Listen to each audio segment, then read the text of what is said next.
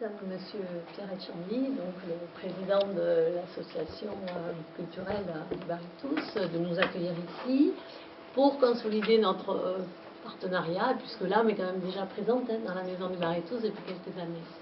Alors nous, notre association s'intéresse à tout ce qui touche à l'histoire de l'immigration pyrénéenne aux Amériques et dans le monde. Et parmi nos objectifs, il nous importe de poursuivre le travail de collecte surtout et de valorisation des traces de l'immigration passée, comme il nous importe aussi de renouer le lien avec la branche émigrée des familles. Et pour cela, nous proposons notre aide, quand on nous en fait la demande, pour les personnes qui sont à la recherche de leurs racines et d'un ancêtre qui est parti outre-Atlantique. Donc notre association compte environ 150 adhérents, on est une équipe de bénévoles assez active et on publie en particulier une revue depuis 2009 qui s'appelle Partir. Et cette revue est semestrielle, nous en sommes au 9e numéro, elle est abondamment illustrée bien sûr, et nous totalisons à ce jour quand même 55 auteurs qu'on renouvelle, dont 10 auteurs américains. Le contenu de notre revue est assez varié puisqu'on propose des articles, j'ai envie de dire, de fond, généralistes, par exemple la relation entre les Indiens et les colons, un dossier sur l'esclavage, mais bien sûr des sagas familiales, des portraits d'émigrés, un courrier des lecteurs, etc. Pour compléter et en complément de cette revue Partir, nous avons ouvert un site, bien sûr, parce que pour nous, il nous faut une communication sans frontières, compte tenu du fait, d'une part, que nous avons des adhérents en Amérique, du Sud, du Nord, en Espagne. Et ce site est à vocation donc trilingue, pour mieux communiquer avec tous nos cousins d'Amérique. Il permet à l'internaute de mieux connaître notre association, nos objectifs bien sûr, mais aussi de pouvoir consulter une rubrique émigration pyrénéenne qui figure ici, on est à la page d'accueil. Et dans cette émigration pyrénéenne qui est ici, voilà, quand on clique là-dessus, eh bien on retrouve des articles de notre revue Partir. Et pour illustrer un petit peu l'exemple barétonais, on retrouve par exemple un article intitulé Entre Barétus et Californie, donc qui parle de l'installation des Barétonais en Californie, ou encore un événement très spécifique, l'incendie de San Francisco en 1906, vécu par un émigré d'Issor, Pierre Mont. Et on retrouve aussi des récits de témoignages, de retrouvailles entre descendants d'émigrés. Parce qu'il nous importe beaucoup que cette mémoire de l'émigration ne soit pas uniquement tournée vers le passé, mais elle est vive, elle est ancrée dans le présent, et elle est faite autant de souvenirs que de témoignages de retrouvailles actuelles. Et ça c'était un vœu très cher, j'ai envie de lui rendre hommage ce matin, à notre président fondateur, Michel Paquis, voilà, qui était venu faire une conférence ici, notamment remarquable. Voilà. Je crois que c'était important de parler de lui aujourd'hui. Voilà. Donc, on peut aussi proposer, bien sûr, à nos internautes ou nos visiteurs sur le site, bien sûr, de cheminer avec nous dans leur démarche de recherche. Et pour cela, on a un petit module d'aide à la recherche qui propose un cheminement pour retrouver par exemple les actes d'état civil, pour se mettre en lien avec les archives départementales de Pau ou des Hautes-Pyrénées ou encore d'autres sites de généalogie. Et on signale aussi la présence de nos outils propres à l'âme, à savoir des arbres généalogiques qui ont été le fruit de recherches de notre équipe de bénévoles, à savoir entre autres Jean Mazounab et Lily Casasus.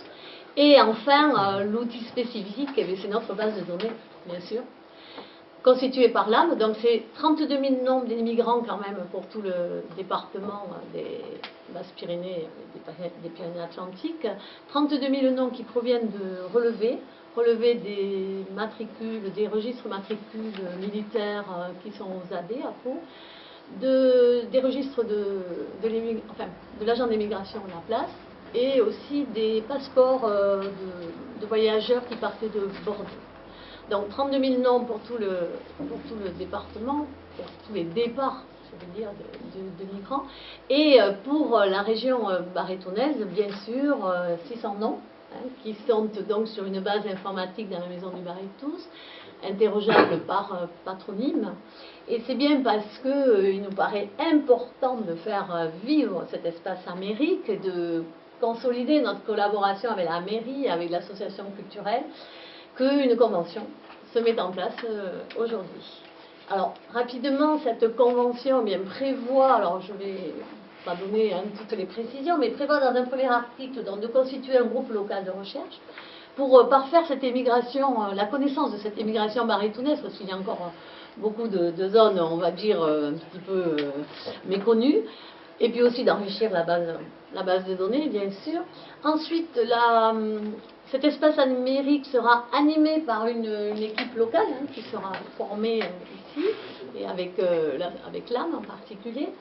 Les différentes animations qui seront dédiées à l'espace Amérique seront incluses dans le programme de visite de la maison du bar et tous.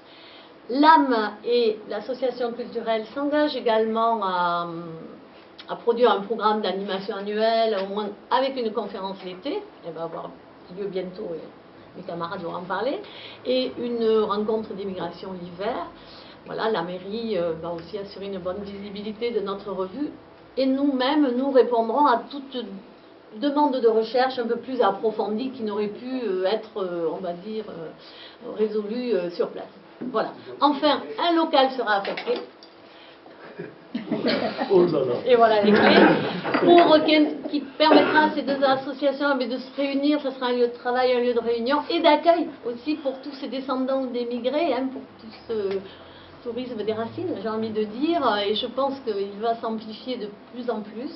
Donc ce local sera parfaitement là et tout à fait intéressant pour tout ce travail et pour animer et pour que ce lieu soit vraiment vivant. Voilà.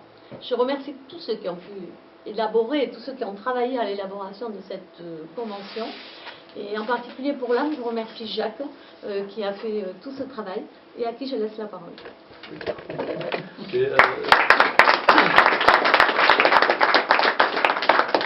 Il faut aussi remercier notre responsable de communication. Oui. Et donc elle a été très contente que je le redis, et qui est Lydia Fourcade, qui est derrière la caméra, qui nous filme. Alors cette fois-ci elle le fait en gros plan, parce que à la dernière conférence elle l'a fait en plan large, et ça ne m'a pas convenu. Voilà, donc cette collaboration et avec la mairie d'Arrête, qui est commencée donc depuis 2009, il faut qu'elle vive. Effectivement, la demande qui était importante, c'était celle de créer à l'espace Amérique et quelque chose qui puisse compléter ce que le parcours de Pierre Vieux et qui parle du pastoralisme et donc qui est moins spécialiste de l'immigration. Donc il fallait qu'il y ait une sorte de module que l'on va mettre en place. Et avec Jean-Claude Escarrin et les trois associations, la mairie et puis les deux associations, et de façon à avoir quelque chose qui tienne la route. On se donne le temps, et on va le faire d'ici l'automne. La première des choses, dans le calendrier qui est affiché, c'est le mercredi 23 juillet, et puisque cette date nous a été communiquée par Pierre, et c'est la date qui était réservée et pour une intervention de l'association.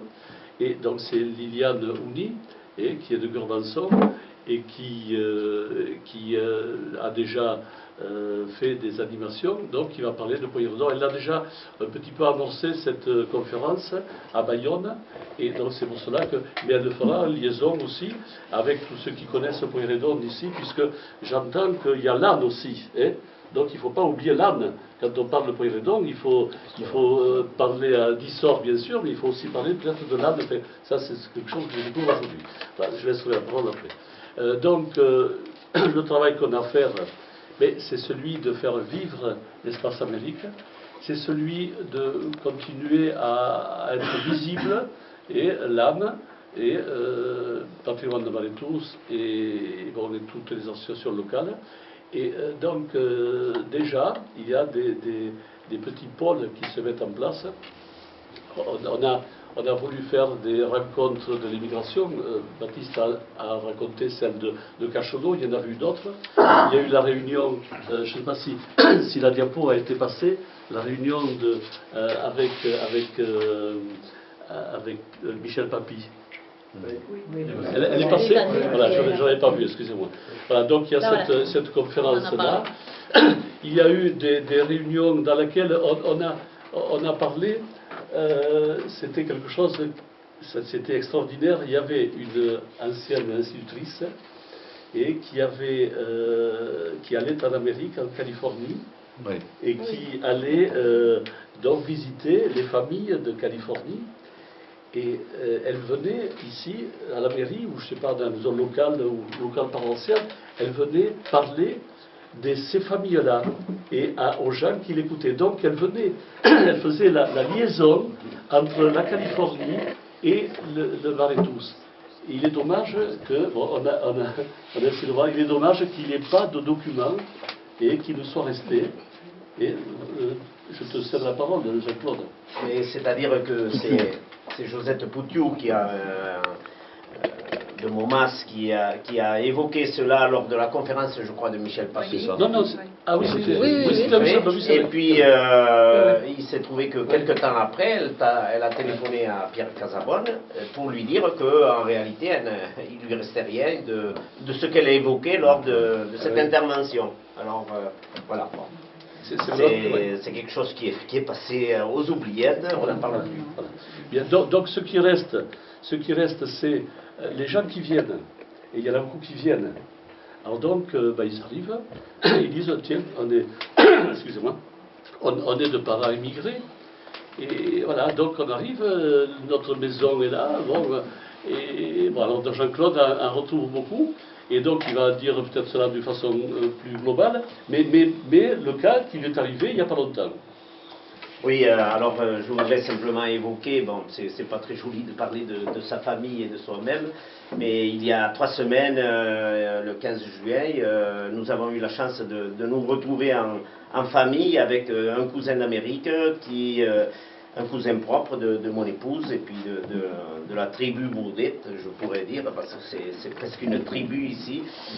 Et de nous retrouver donc à Arrête avec ce cousin qui est venu d'Amérique le 15 juillet, avec sa famille, sa femme, sa fille et sa petite-fille. C'est quelqu'un qui a 81 ans, il n'est jamais venu en France. Il nous a dit que c'était ses premières vacances, à 81 ans.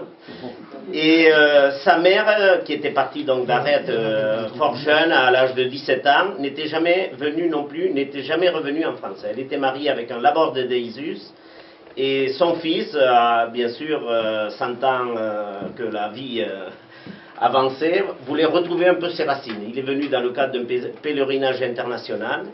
Et je dois ici remercier publiquement Lilia Fourcade parce que c'est elle qui, la première, nous en a parlé lors d'une réunion d'un conseil d'administration. Si vous vous rappelez, pour ceux qui étaient à ce conseil au mois de mars, elle nous a dit la Borde vient sur ses racines à Arrête et à Isus.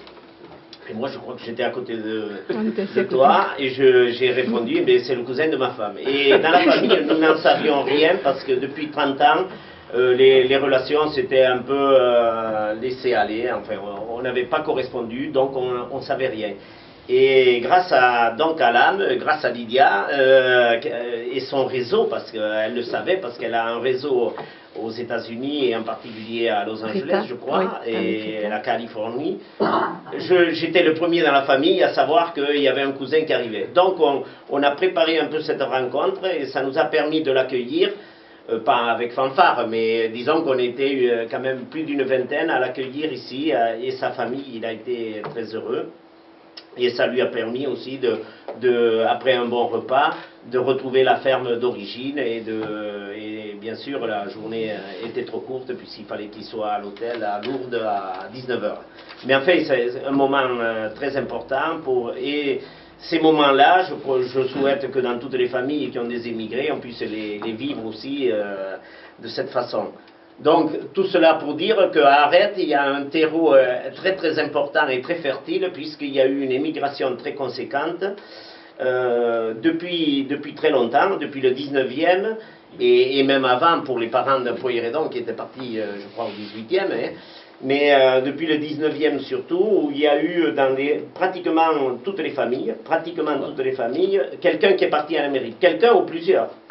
Côté de ma femme, c'était 2 tantes qui étaient en Amérique et un oncle qui a été et qui est revenu. Donc déjà 3 personnes dans la famille. Et ces émigrés-là, notre ambition un peu, ça serait d'essayer de retrouver un peu, puisque la banque de données, Pierre peut-être en parlera tout à l'heure, elle s'arrête un peu au XXe siècle, au début du XXe siècle. Donc depuis le début du XXe siècle, il y a eu beaucoup de gens qui sont partis, jusqu'en 1962 et même plus tard, puisque le dernier, à ma connaissance, est évalué en 92 ou 93. Donc beaucoup de gens sont partis. Par exemple, en 1947, il y a eu 22 jeunes de la commune qui sont partis la même année. Et ensuite, ça s'est succédé jusqu'en 1962 ou 64, pardon, c'est Jean Noutari Adam, le dernier. Et ça, ça a été quand même quelque chose de très important. Alors, il y a aussi une autre manifestation que j'aimerais évoquer ou approfondir, c'est la contribution de ces Américains dans la vie, pas privée, je n'irai pas jusque-là, mais la vie publique de la commune ou de la paroisse. Et elle est particulièrement importante. Parce que, d'une part, ces gens-là étaient généreux. Je crois que c'est la première chose à souligner. La deuxième chose, c'est parce que les prêtres qui s'occupaient de bulletins paroissiaux, qui était un peu le journal qui rentrait dans toutes les familles et qui était largement divulgué aussi aux Amériques, dans ce journal paroissial, chaque fois que le prêtre avait besoin de rénover quelque chose, et Dieu sait si dans ces vieilles églises du Baritouz il y a eu à faire, depuis les vitraux entre les 2 guerres qu'on a remis à jour jusqu'aux cloches, par exemple à Anse, sur 2 cloches, il y en a une qui a été payée par les Américains. Et même avant, les monuments aux morts ont été largement, la souscription pour les monuments aux morts a été largement payée par les Américains. Donc, il serait intéressant de retrouver un peu tout cela,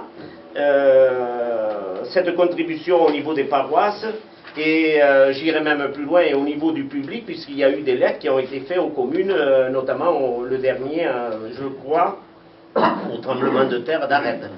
Et il faut savoir aussi qu'au tremblement de terre d'Arède, ils ont été de nouveau très généreux pour rebâtir l'église d'Arède. Et l'évêque lui-même, dans une lettre ouverte, a remercié les Américains de Baritouz, les Américains pas de Baritouz, mais les Américains en général, qui ont contribué à apporter leur rôle localement. Donc ça serait intéressant d'arriver à remonter tout cela, de voir un peu leur contribution, sans peut-être citer des noms, mais sauf dans des lettres très importants, et puis lorsque les familles n'existent plus. Mais au niveau public, ça a été quand même, je crois, très important. Donc ça a maintenu peut-être aussi des liens plus importants qu'ailleurs, de cette diaspora qui vient aider les indigènes, je ne sais pas, ça a quelque chose de très fort. Voilà, donc du travail sur la planche, il y en a plus que de jours sans pain. Et voilà, donc je ne sais pas, modestement on va commencer.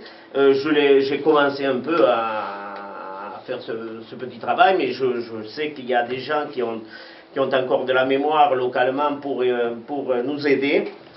Et puis, voilà, on essaiera d'apporter notre pierre d'abord à la maison du Baritouz, et puis peut-être localement aussi aux familles et aux gens à qui ça intéresse. Voilà, je vous remercie.